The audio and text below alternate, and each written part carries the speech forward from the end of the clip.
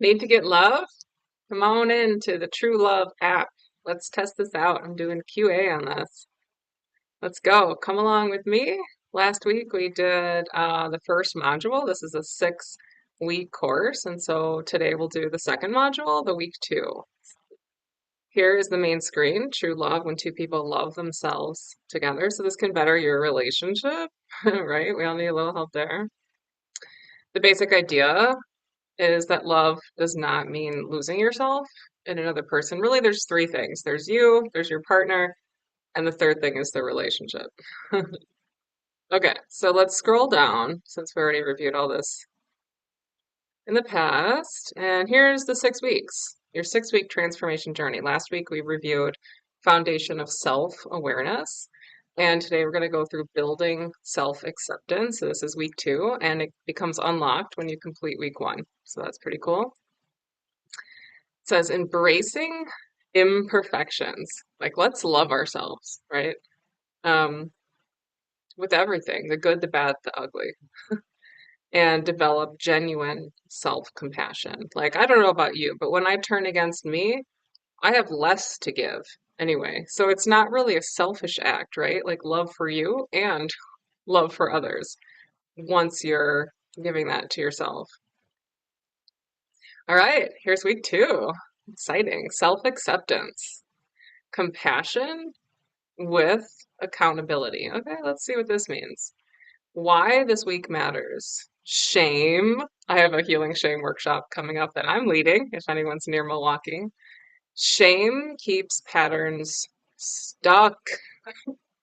When your inner critic screams, your nervous system locks down. You lose access to your best skills. Yeah, I would say this is entirely true. Acceptance doesn't mean lowering standards. It means creating conditions where change is possible. Yeah, it's not like, for example, if I have behavior that's not so great because I'm triggered or whatever, giving love to myself is what's needed. That doesn't mean that I'm condoning the behavior. Like, I know that behavior needs to change, right? Um, have a much better chance of changing that behavior after I've given love to me. Think of a kid. We all have inner children. Like, if a kid is behaving badly, but you can tell like they just need love, you know, and then they'll calm down and like behave better. I mean, sometimes that's what takes over our brain, right? Is like an inner child. The 2 voices inside the critic.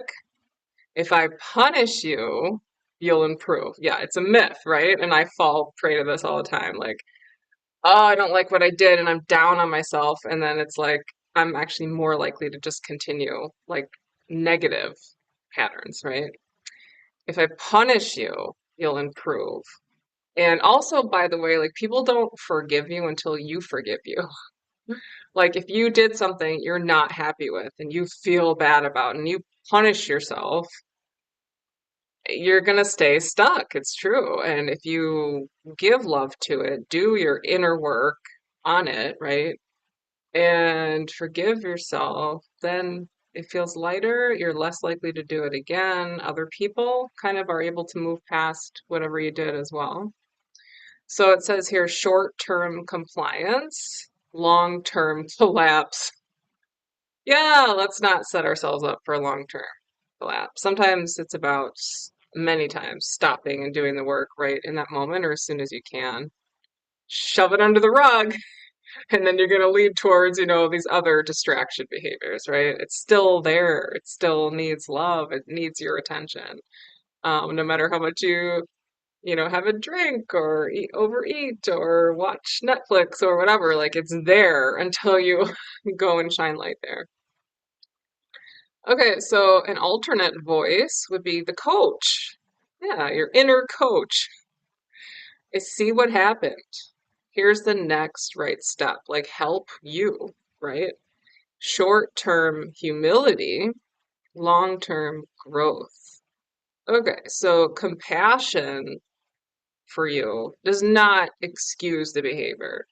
Compassion names context without erasing responsibility. The formula is understand what happened, own it, What did you do, right? And adjust, but give love. So number one, understand. I snapped because I was flooded, right? It's like it's not okay that you snapped or that I snapped, but also your system was flooded. Like you know how it feels when you do that, right? Like can there also be compassion for that because it's difficult? Number two, own. I understand how I was feeling terrible and why I did this. However, I also see like all of this is true, right? And hold them all. So I see that it hurt you and I own that. Like I hurt you, right? But it doesn't mean like I'm 100% bad, right? It's like you can hold different things. Number three, adjust. Next time I'll call a pause. Pause is a really good one. Like when you're flooded, try to not do anything, right? Ask for the right thought or action, right? If you believe in God or whatever of your understanding, right? Take a walk, like whatever you can do, right? Listen to music, like pause. Don't do anything. Call a pause. Next time I'll call a pause and return in 20 minutes. Like, kind of learn from it. What are you going to try to do next time to avoid damage? Working with parts. Ooh, parts work. Practical frame. We're a team of parts. Everybody has different parts. You can think of it really simply as like different personalities within yourself a little bit, right? Like, oh, I'm really in an extroverted mood. Oh, I feel like a little kid. I feel really like I need to hide. It's different parts taking over, right? We are all a team of parts. We all have different parts within us. Protector, pleaser, performer, rebel, little one. Like, which parts have you identified within yourself? Each part has a positive intent, even when the impact is messy. Talk to parts, not as them. So I disagree with this a little bit. I think it's useful to talk as the part and talk to the part. So I think it's really useful to completely let a part take over where it's not harming anyone, of course, and let that part express itself fully. For example, with left hand writing or whatever your non-dominant hand is, or speaking or whatever, and then talk, yes, to the part as well. Part of me scared and wants to shut down. Another part wants to stay. Naming parts creates space to choose. Okay, so however you want to parts work, I see it a little bit differently than this. Case study, the apology you owe yourself. You broke a boundary with yourself again. So here's an example. You broke a boundary with yourself. And maybe you hear on your inside from your inner critic voice, right? You're pathetic. You'll never change. That's a red flag, right? If you hear like never and always, I'm never gonna do this. I'm never gonna get better. I'm always gonna be a loser. Like whatever, right? What are some of those thoughts? Have you begun to like recognize some of those common ones? Okay, and then here's a coaching voice that you want to cultivate within yourself. You are exhausted and alone with a big feeling. That makes sense. Like really validate it, right? Like you are valid saying to this part that took over and kind of snapped, right? That's valid to feel that way. I get that. Like you would give understanding to your child or a child. It still wasn't the choice you want. Like I know you want to do better. Tonight, let's go to bed on time and ask for help tomorrow. Okay. So cultivate that inner coach voice. Language upgrades instead of I'm a mess. I'm a human having a hard moment. So I do this. I write my thoughts if I'm having a lot of them and I'm having a hard time changing that.